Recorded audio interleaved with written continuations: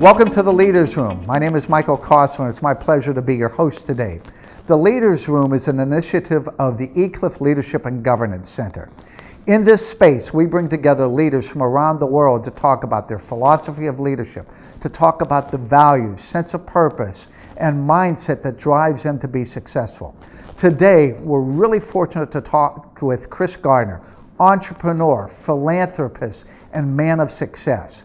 His story has been characterized like a Horatio Alger novel, of riches to rags and rags to riches type of story. Today we'll be talking with Chris about his incredible experience and his life today. Chris, welcome to the Leaders Room. Michael. How you doing? Thank you, man. Now look, let me go. You know what? That introduction was so cool, but that part about going from riches to rags, I don't know anything about that part. No, I don't want to see that part. All right. I have seen this one video clip of you, Chris, where you're in the back of a taxi and the guy asks, how much money you have in your pocket. Mm-hmm. And you start counting out the bills and you say, and the guy says something like, you don't have any small bills? And you say, I like cash. so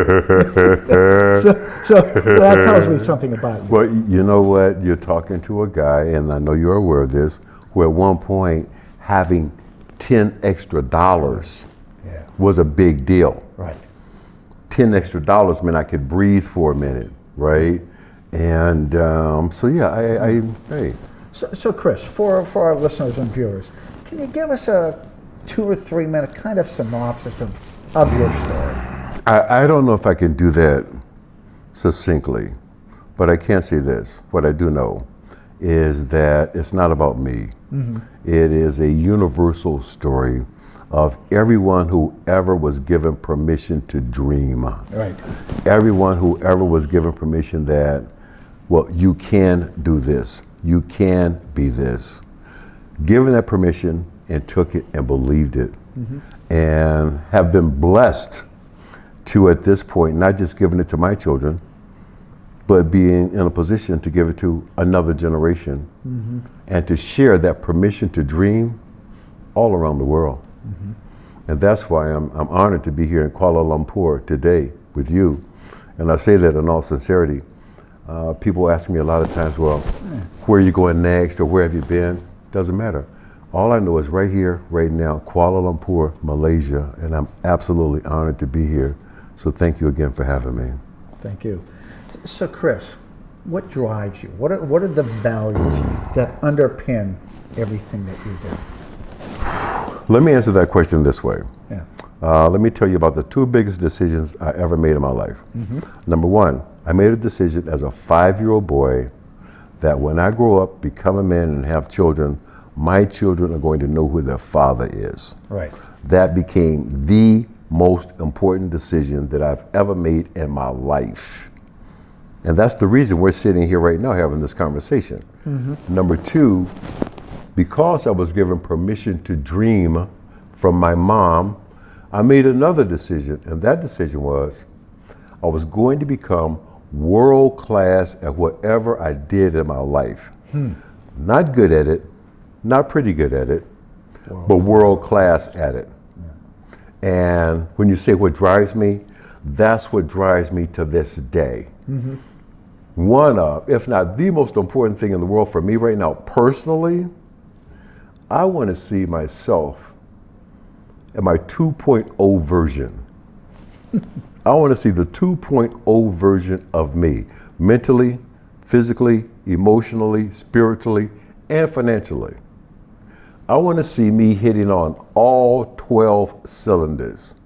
I've hit on 8 out of 12, 9 out of 12. I've hit on 10 out of 12. But I don't know if I've ever hit on all 12 cylinders simultaneously on command. So that's what drives me. Okay, all right.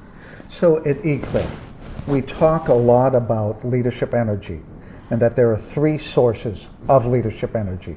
One's values, which was the question I started to ask you about. One, sense of purpose, why am I here?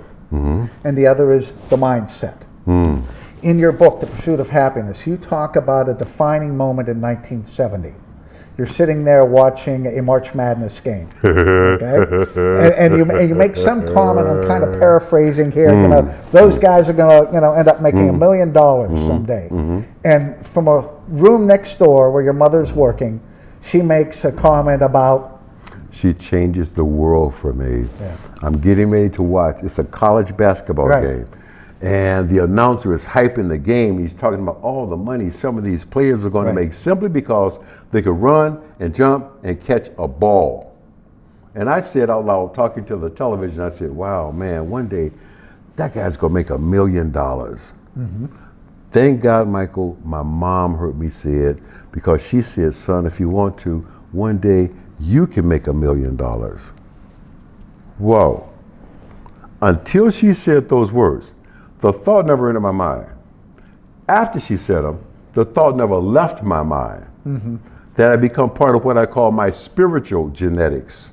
okay, She went on to say the most remarkable thing, which was, son, if you want to make the team, go to the gym. If you want to own the team, go to the library. Whoa. You know what makes this so remarkable right this moment today is earlier this year, I failed in an attempt to buy an NBA franchise. I put together a group to buy the Atlanta Hawks of the National Basketball Association. We bid $700 million. $700 million, second highest price ever offered for an NBA franchise, and lost. I'm like, Mom, you didn't tell me about this part. But you know what? That was okay because that was practice. That was practice. Quincy Jones once said to me, the best singing that he ever heard was Michael Jackson at practice. Phil Jackson once said the best basketball he ever saw was Michael Jordan at practice. I like practice. I'll be back. so what are you practicing for? I'll be back. That's all I'm going to say. Okay. I'll be back. Trust me. Remember we had this conversation, okay? Okay. All right. Okay. So your values, your mother said, dream big. Dream whatever you want to dream and believe that you can achieve that. Actualizing that is something else. And along the way, you're noted for having run into a lot of barriers and hurdles that you had to overcome, where people literally said, why do you have the audacity to dream those types of things? How did you overcome that? I didn't listen to him. You didn't listen to them. I could hear the voice. I could hear my mom's voice. I could hear those words, you can do or be anything.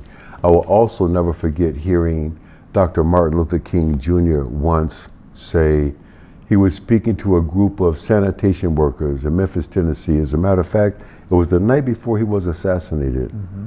And he was saying to these garbage men, whatever you're going to do with your life, you should seek to become the best at it. His exact words were, if you're going to be a garbage man, you should seek to become the best garbage man. Those lessons from my mom, those words from Dr. King, I knew all I got to do is find my button. What is that one thing that just turns me on? And I talk to people about this all around the world, and the truth is, I cannot tell anyone how to find their button, but I do know this. A lot of us already know, we're just afraid to push it. Why do you think that is? We're afraid to push it because some people might not dig it. Some people might not say it's okay. Some people are going to say, you're going to do what? Why are you going to do that? Forget that. We've got people in this room right now, journalists. At some point, somebody in this room made a decision, I'm going to be a journalist. I'm going to be a writer. Right. And at some point, somebody in their lives probably said to them, a what? Writer? How you going to pay the rent? Who's a writer? Right? But we got journalists sitting here right now because they believed. You got to be able to see it with the eyes in your soul. You might not physically be able to see it, but if you can see it with the eyes in your soul, nobody's got to dig it but you. And I don't mean that in a disrespectful way. Right? Nobody's got to dig it but you, man.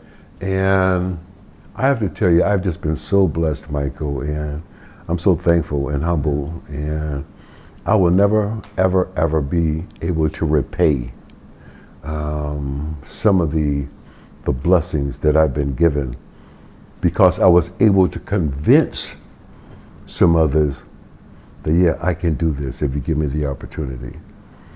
All right? I mean, I don't want to belabor the point, but I'm thinking of two guys that 30 years ago gave me an opportunity to work on Wall Street when nobody else would. Right. Those two guys today are two of my best friends. Okay. So Chris, I'm imagining though that there's some people either watching or listening to this recording that are saying, this guy is way too positive. It couldn't have been as easy as it almost sounds like. Who said it was easy? Well, okay, so there had to have been at least one dark night of the soul in your journey. Maybe multiple dark nights of the soul. Absolutely. How did you pull, what was the mindset, Chris, that pulled you out of that?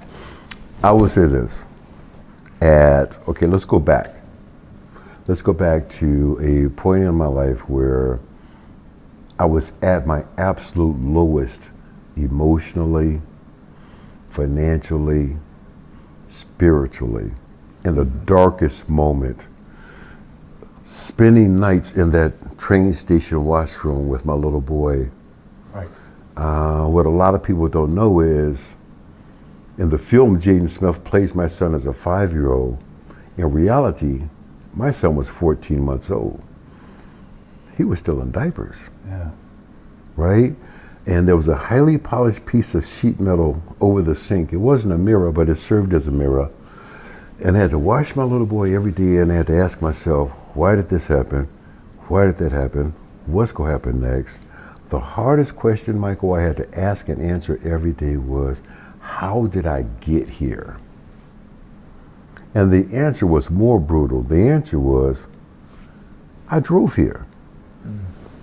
I had something to do with the situations and circumstances that had become my life. I drove here, and there was something very empowering about that. Right. Something very liberating, because I knew the second I said it, whoa, well, if I drove here, then I can drive out of here. You can't change something until you own it. I drove here. And to the people who say, well, he's just too positive, look, I've had my dark days. Right. I've had challenging times. I'm coming off of probably emotionally the most challenging experience of my life. I lost the love of my life to brain cancer 3 years ago. And there's a darkness that comes with that. Yes, sir. But the light is, I had the honor of being there and being her primary caregiver. I had the honor of her knowing, no, baby, I'm right here. Is that Holly? Holly.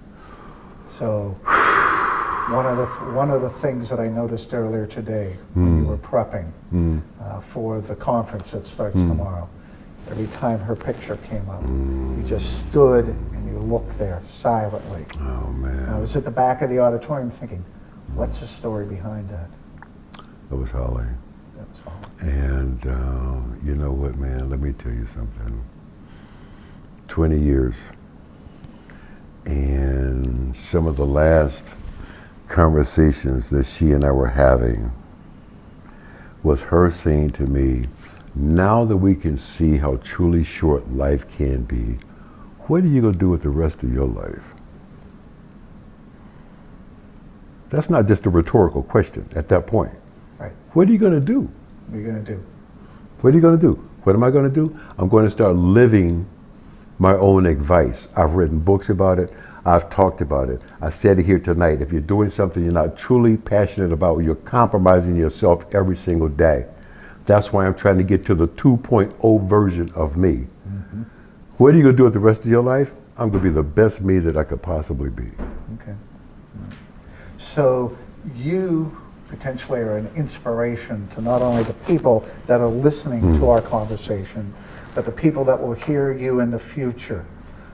Who gives you your inspiration today? I know your mom. I know your mom was an important source of inspiration. It sure sounds like Holly was an important sense of inspiration. But for Chris Gardner today, who's your source of inspiration? Man, let me tell you something. I have something called a grandchild.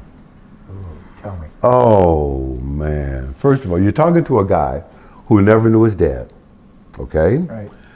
You're talking to a guy who's been a single parent, mother and father, for 29 years.